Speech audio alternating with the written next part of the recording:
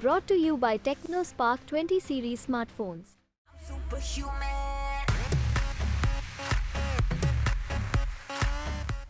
लोकसभा चुनाव में 3 चरणों की वोटिंग हो चुकी है और चौथे चरण का इंतजार है। इस बीच में सबसे ज्यादा चर्चा तेलंगाना में लोकसभा चुनाव को लेकर है, क्योंकि 2023 तेलंगाना विधानसभा चुनाव में जिस तरह से कांग्रेस ने बीआरएस के खिलाफ माहौल बनाया था और उसका परिणाम भी कांग्रेस को मिला। कांग्रेस ने वहां पर जीत दर्ज की।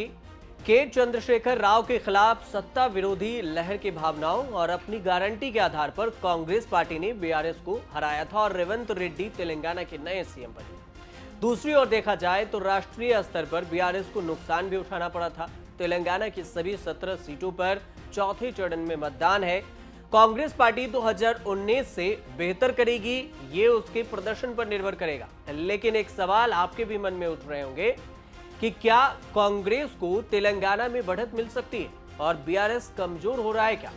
इसी सवाल का जवाब विस्तार से राजनीतिक विश्लेषक अमिताभ तिवारी ने इंडिया टुडे की एक लेख में समझाया है। क्या कुछ लिखा है उन्होंने अपने लेख में, इस वीडियो में आपको विस्तार से समझाते हैं कि क्या होगा तेलंगाना में, कांग्रेस या बीजेपी। राजनीतिक विश्लेषक अमिताभ तिवारी लिखते हैं कि बीआरएस से कई नेताओं का जाना और केसीआर की बेटी के कविता की गिरफ्तारी ने पार्टी को कमजोर तो किया ही है, साथ ही राष्ट्रीय स्तर पर लोकसभा चुनाव को बाइपोलर लड़ाई यानी कि मुख्य रूप से कांग्रेस बीजेपी द्विपक्षीय लड़ाई बना दिया। बीआरएस तीसरे नंबर पर हाशिए पर चला जाएगा। बीजेपी 2019 में जैसे कांग्रेस को सीधे मुकाबले दे रही थी, उसमें ज्यादा टक्कर देगी। 190 बनाम 175 वर्सेस 15 की लड़ाई में है। 2014 और 2019 की लड़ाई को अगर देखें तो बीआरएस टीआरएस ने बहुत ही कम या बिना किसी कंपटीशन के राजनीति के राज्य स्तर पर दबदबा बनाया, जिसका अच्छा परिणाम भी मिला। तेलंगाना के गठन से पहले आंध्र प्रदेश की बड़ी पार्टियां तेलुगु देशम पार्टी और कांग्रेस के नेताओं विधायकों को अपने पाले में करके बीआरएस भी विकसित हुआ। 2014 में बीआरएस ने 35% वोट शेयर के साथ 11 सीटें जीती। 2019 में इन सीटों में गिरावट हुआ, लेकिन 42% जो वोट शेयर थे वो बढ़े। वहीं 2014 और 2019 के बाद तेलंगाना विधानसभा चुनाव 2023 के परिणाम को अगर देखा जाए तो कांग्रेस ने 119 सीटों में से 64 सीटें जीती, बीआरएस ने 38 सीटें जीती और बीजेपी ने 8 सीटें जीती, एआईएमआईएम ने 7 सीटें जीती। स्थानीय स्तर पर सत्ता विरोधी लहर, समाज के सभी वर्गों के लिए गारंटी की घोषणा से कांग्रेस ने बीआरएस के 38% और बीजेपी नेतृत्व वाले गठबंधन के 14% के मुकाबले 40% वोट शेयर हासिल भी किए। 2023 विधानसभा चुनाव में कांग्रेस का समर्थन किन किन जाति को मिला, इसकी बात करें तो कांग्रेस को 8% अनुसूचित जनजाति, 13% अनुसूचित जाति, 5% मुस्लिम, केसीआर के बीआरएस को 10% वोटों में उन्होंने सिंध लगाया, 7% बीजेपी को वोट शेयर मिला। 2024 के लोकसभा चुनाव में कांग्रेस के लिए आस है। कांग्रेस सरकार ने अपनी 6 चुनावी गारंटियों के लिए 53,196 करोड़ रुपए निर्धारित किए हैं, जिसमें महिलाओं के लिए मुफ्त बस है, गरीबों के लिए 10 लाख रुपए का स्वास्थ्य बीमा, घरेलू एलपीजी सिलेंडर भी आपूर्ति शामिल है। 500 रुपए और प्रति माह 200 यूनिट बिजली मुफ्त करने की बात की गई है। तेलंगाना के सीएम रेवंत रेड्डी ने अपने लाभार्थियों का एक समूह भी तैयार किया है और बीजेपी को चुनौती दे रहे हैं। वह चुनाव को अपनी सरकार और पीएम मोदी की डिलीवरी के बीच में धारणाओं की लड़ाई बदल दें, ऐसा कहा जा रहा है। राहुल गांधी अन्य क्षेत्रों की तुलना में दक्षिण में अधिक लोकप्रिय भी हैं। हाल ही में एक सर्वे आया, उसमें भी पता चला कि पीएम मोदी के कंपटीशन में साउथ में राहुल गांधी की लोकप्रियता ज्यादा बढ़ी है। दिल्ली में कथित शराब घोटाले में केसीआर की बेटी के कविता की गिरफ्तारी से पार्टी की छवि खराब भी हुई है। बीआरएस संकट से गुजर रहा है। इसके 9 लोकसभा सांसदों में से 5 और 1 विधायक कांग्रेस या बीजेपी में शामिल होने के लिए कूद पड़े हैं। कभी बीजेपी कभी कांग्रेस में जा रहे हैं। कांग्रेस को अपने पारंपरिक क्षेत्रों में अतिरिक्त लाभ मिलने की उम्मीद भी है। हालांकि बीआरएस को अभी की बात करें तो अभी भी SC/ST का लगभग 34% और मुस्लिमों का 41% समर्थन प्राप्त है। सवाल ये भी किया जा रहा है कि द्विपक्षीय लड़ाई है क्या, मतलब सीधा मुकाबला बीजेपी कांग्रेस के बीच में होना है क्या तेलंगाना में? सबसे बड़ा सवाल ये भी है, क्योंकि बीआरएस साइड हो गई है।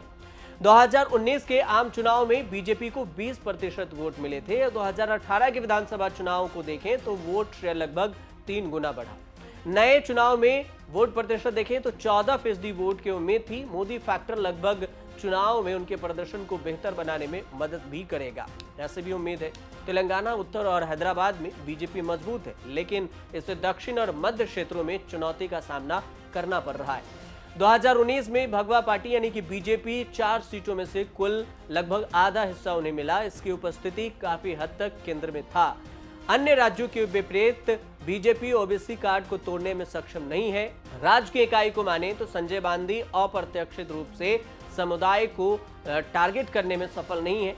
मीडिया रिपोर्ट के अनुसार से बीजेपी का लक्ष्य राज्य के 17 सीटों में से 12 सीट जीतने का है। 35% वोट शेयर हासिल करना है।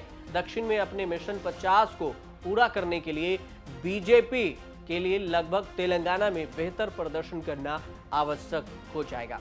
अब आपको ग्राफिक के जरिए समझाते हैं कि आखिर ये जो मुसीबत है, कांग्रेस के लिए बढ़त, बीजेपी के लिए मुसीबत और बीआरएस कमजोर कैसे पड़ रही है। आप इस स्क्रीन पर ग्राफिक को देखिए। इस ग्राफिक को गौर से देखेंगे तो आपको पता चलेगा कि 2014 में जहां बीआरएस की वोट प्रतिशत 35% था, वहीं पर 2019 में वोट प्रतिशत में बढ़ोतरी हुई और 42% वोट प्रतिशत हो गया। वहीं पर अगर सीटों की बात करें तो 2014 में बीआरएस को 11 सीटें मिली थी, वहीं 2019 में 9 सीटें मिली, यानी कि 2 सीटों का नुकसान बीआरएस को उठाना पड़ा। अगर बीजेपी की बात करें तो वोट शेयर में 11% वोट शेयर 2014 में था। 2019 में वोट शेयर में बढ़ोतरी जरूर हुई, 20% हो गया, लेकिन सीटों की अगर बात करें तो 2014 में भी बीजेपी को 1 सीटें मिली थी और सीटों के में भी बढ़ोतरी बीजेपी ने जमाई और 2019 में उन्हें 4 सीटें मिली। यही अन्य यानी कांग्रेस की भी अगर बात करें तो कांग्रेस को 2014 में 25% वोट मिला था, 2019 में 30% वोट। और यही सीट पे अगर नजर दौड़ाएं तो 2014 में कांग्रेस को 2 सीटें मिली थी, 2019 में 3 सीटें। लेकिन इस बार का समीकरण कुछ और ही कहता है। अन्य के खातों की अगर बात करें तो 2014 में अन्य के हिस्से में 30% वोट गए थे और 2019 में 9% वोट अन्य के खाते में गए थे। यहीं सीटों की अगर बात करें तो 2014 में 3 सीटें अन्य के खाते में गए, वहीं 2019 में अन्य के खाते में सिर्फ 1 सीटें गई थी।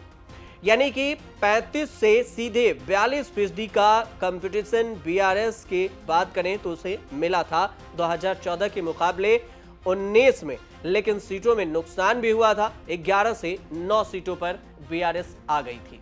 इसमें से 4 बीजेपी के पास जा सकती है और 1 एआईएमआईएम के पास जाएगी। यदि बीआरएस कांग्रेस के हाथों 10% वोट खो देती है तो कांग्रेस 10 सीटें जीत सकती है। यदि बीआरएस कांग्रेस के हाथों 15% वोट खो देती है तो उसे सबसे पुरानी पार्टी कांग्रेस को 12 सीटें जीतने पर जीत हो सकती है कांग्रेस की।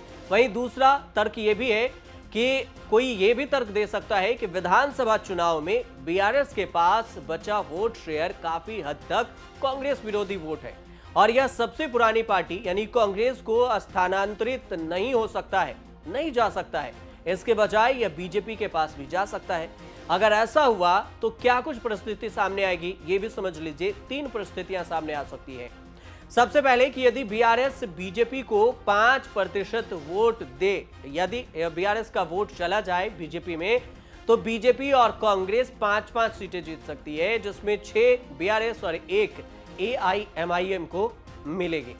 यदि बीआरएस को बीजेपी से 10% वोटों का नुकसान होता है तो बीआरएस और बीजेपी 5-5 सीटें जीत सकती है, कांग्रेस 6 और एआईएम को सिर्फ 1 सीटें मिल सकती है। तीसरा तर्क यह भी है कि अगर बीआरएस को 15% वोट बीजेपी से हार जाते हैं अगर, तो फिर कांग्रेस को कितनी सीटें मिलेगी? 8 सीटें, बीजेपी को 5, बीआरएस को 3 और एआईएमआईएम को सिर्फ 1 सीट मिल सकती है।